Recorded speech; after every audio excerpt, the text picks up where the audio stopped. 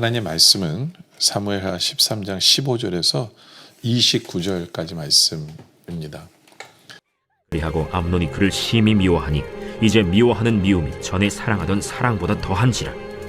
암논이 그에게 이르되 일어나 가라. 옳지 아니하다. 나를 쫓아보내는 이 큰 악은 아까 내게 행한 그 악보다 더하다.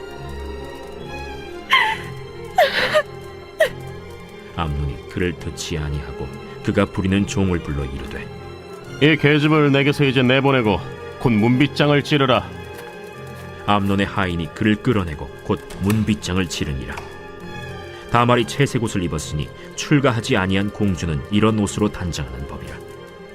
다말이 재를 자기의 머리에 덮어쓰고 그의 채색 옷을 찢고 손을 머리 위에 얹고 가서 크게 울부짖으니라.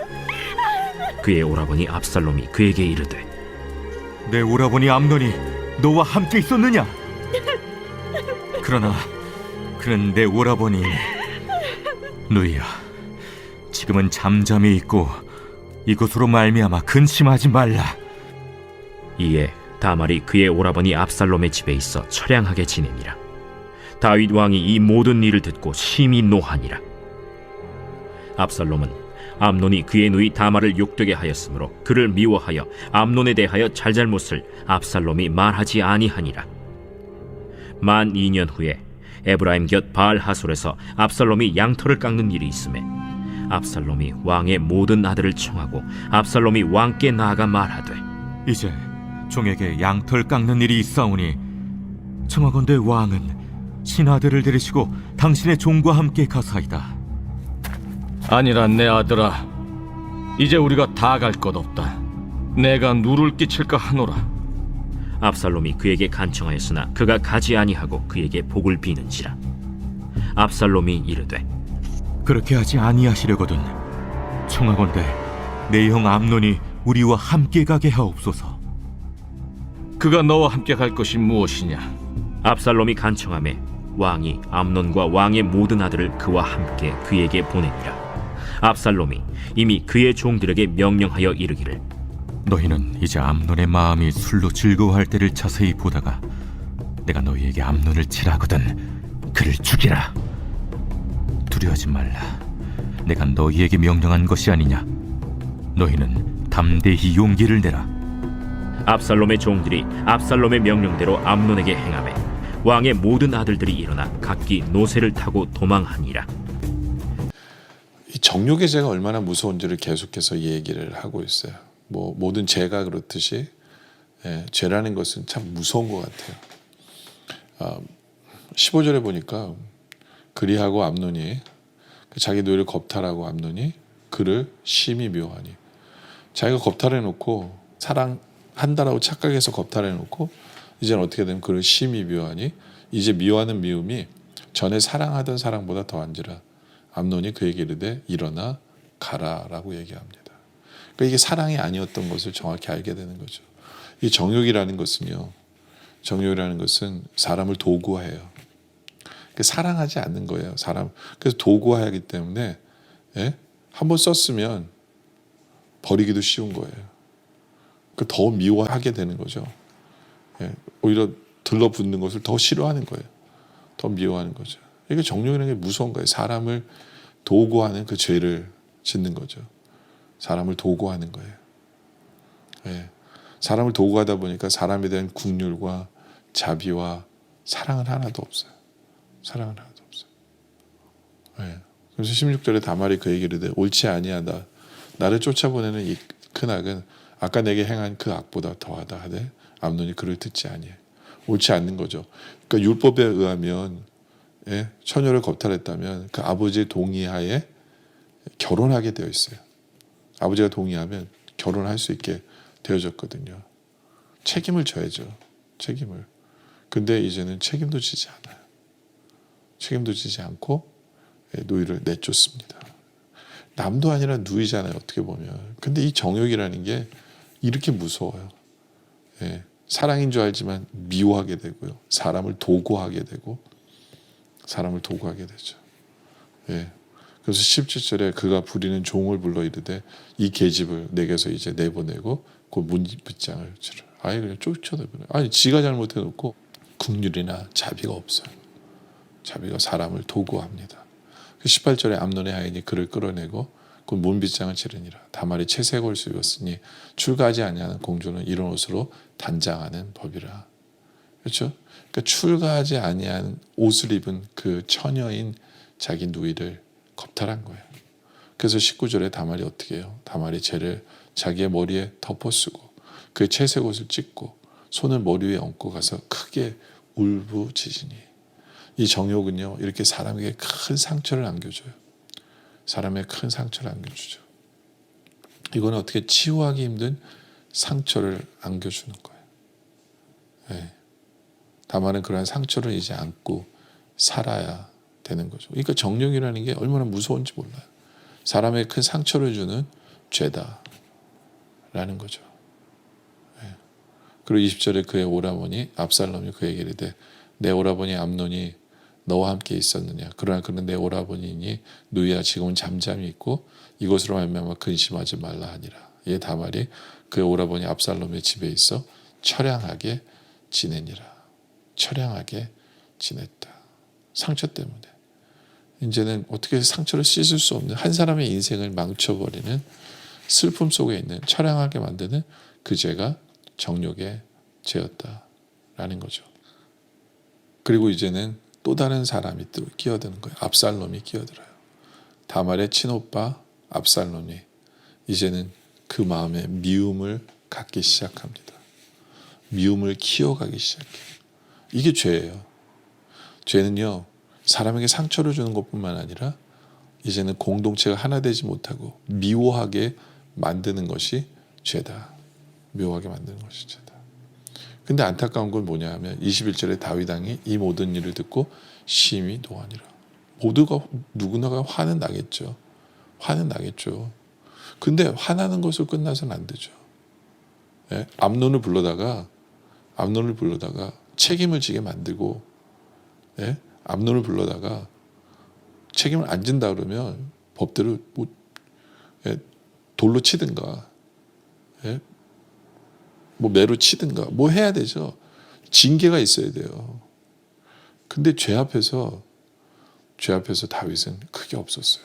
아버지로서 그걸 할 줄 몰랐어요. 예. 아니면 암논으로부터 진정한 회개를 받든가. 적어도 자기는 하나님 앞에 회개했잖아요. 진정한 회개를 받든가. 근데 그런 아무런 조치가 없었어요. 근데 아무런 조치가 없었던 이유는 아마 다윗 스스로가 재발절해서 그럴 거예요. 자기도 이런 죄를 졌잖아요. 자기도 이런 죄를. 그러니까 아들을 징계할 수가 없었을 거예요. 염치가 없어서. 징계하려고 아들이 그랬을 거예요. 아버지도 그랬잖아요. 이럴까 봐. 그러니까 이 가정에 어떤 이 정욕의 죄로 인해서 죄가 들어오면 죄의 싹은 무서워요. 제대로 야단도 못 쳐요. 그러니까 야단을 못 치면 회개도 못 하고요. 성결케 되지도 못하는 가정이 되는 거죠. 그렇죠? 이 안타까운 이 죄가 들어와 있는 이 가정을 안타까움을 보게 되는 거죠. 예. 그리고 22절에 압살롬은 암논이 그의 노인 다말을 욕되게 하였으므로 그를 미워하여 암논에 대하여 잘잘못을 압살롬이 말하지 아니하니라. 이게 진짜 무서운 거예요. 바로 가서 따지고 싸웠으면 돼요. 근데 속으로 받아들이고 복수할 날만에 기다리는 거죠. 무서운 거예요. 미움을 더 키워가는 거예요. 미움을 더 키워가요. 그리고 23절에 만 2년 후에 에브라임 곁 바하솔에서 압살롬이 양털을 깎는 일이 있음에 압살롬이 왕의 모든 아들을 청하여. 보통 그 당시에는 양털 깎는 게 축제였거든요. 축제, 양을 잡고 잔치를 하고 축제를 벌이는 날이에요. 예. 그러니까 왕의 모든 아들을 청합니다. 압살롬이. 와달라고. 그리고 24절에 압살롬이 왕께 나아가 말하되 이제 종에게 양털 깎는 일이 있사오니 청하건대 왕은 신하들을 데리시고 당신의 종과 함께 가사이다 하니. 그러니까 왕도 불러요. 왜 불렀는지 모르겠어요. 근데 아마도 아버지 부르면 아버지는 안 올 거라고 알았던 것 같아요. 근데 의심을 삼지 않으려고. 왜냐면 암논만 부르면 이건 정말 뭔 일을 내려고 하는 거니까 형제를 부르고 왕과 신하를 불렀을 거예요. 근데 왕과 신하들은 안 올 걸 알고 의심을 사지 않으려고 이랬던 것 같아요. 그래서 25절에 왕이 압살롬에게 이르되 아니라 내 아들아 이제 우리가 다 갈 것이 없다. 내가 누를 끼칠까 하노라 하니라. 압살롬이 그에게 간청하였으나 그가 가지 아니하고 그에게 복을 비는지라. 아마 이것이 기회였다고 생각했을 거예요. 그래서 압살롬이 이르되 그렇게 하지 아니하시려는 청하던 내영 암논이 우리와 함께 가게 하옵소서. 왕이 그에게 이르되 그가 너와 함께 갈 것이 무엇이냐. 아버지도 약간 눈치챈 것 같아요. 사이가 안 좋은데 왜 암논을 듣고 하지? 근데 압살롬이 간청하며 왕이 암논과 왕의 모든 아들을 그와 함께 보내니라. 그래서 다른 형제들도 같이 보냈던 것 같아요. 같이 보내면 괜찮겠지. 근데 괜찮긴요. 이 죄악이 집안에 있다 보니까 아버지도 영적으로 굉장히 무뎌 있어요. 하나님 분명히 그랬잖아요. 내 집안에 칼로 피바람이 분다라고 얘기를 했잖아요. 그럼 보내지 말았어야죠. 어떤 면에 있어서는. 근데 영적으로 아들을 제대로 징계하지도 못했고 보내요. 그래서 28절에 압살롬이 이미 그의 종들에게 명령하여 이르기를 너희는 이제 암논의 마음이 술로 즐거워할 때 자세히 보다가 내가 너에게 암논을 치려 하거든 그를 죽이라. 두려워하지 말라. 내가 너에게 명령한 것이 아니냐. 너희는 담대히 용기를 내라 한지라. 그래서 29절에 압살롬의 종들이 압살롬의 명령대로 암논에게 행하며 왕의 모든 아들들이 일어나 각기 노새를 타고 도망하니라. 결국엔 살인죄가 벌어지죠. 아버지의 정욕의 죄, 아들의 정욕의 죄, 이제는 살인죄로 이어지고 공동체가 깨져. 그러니까 죄라는 게 이렇게 무서운 거예요. 그 죄 앞에서 아버지가 제대로 야단만 쳤어도 하나님의 법대로 행했더라도 이러진 않았을 텐데. 그리고 미움이 있을 때 어떻게 바로 해결하려고 했으면 되는데 그 미움을 키운 거예요. 결국엔 살인이죠. 그러니까 죄라는 게 이렇게 무서운 걸 우리가 알아야 돼요. 미움은 바로바로 용서하고 회개할 줄 아는 바로 그런 우리들. 죄는 야단칠 것은 야단치고 바로 잡을 것은 바로 잡는, 그래서 죄의 싹을 끊어버릴 수 있는 바로 그런 삶을 살아가는 우리들이 되어지기를 주님의 이름으로 축원합니다. 기도드리겠습니다. 아버지 하나님, 우리는 죄 앞에서 속수 무책일 때가 너무나 많은 것을 봅니다. 이제부터는 죄 앞에서 제대로 징계할 것은 하고 회개할 것은 회개하는 우리들 되게 하여 주시옵소서. 미움을 키우는 것이 아니라 바로바로 해결하고 용서할 수 있는 마음을 키울 수 있는 우리들 되게 하여 주시옵소서. 정말 우리의 공동체, 우리의 가정을 지켜주시옵소서. 죄로 깨지는 것이 아니라 오히려 죄 앞에서 제대로 해결함으로 말미암아 하나가 되고 용서할 줄 알고 사랑할 줄 아는 그런 가정, 그런 공동체가 되어줄 수 있도록 주님 도와주시고 지켜주시고 성령님 역사하여 주시옵소서. 오늘 말씀에 감사드리며 계속된 기도 속에 함께 하셨길 바라며 예수님의 이름으로 간절히 기도드립니다. 아멘.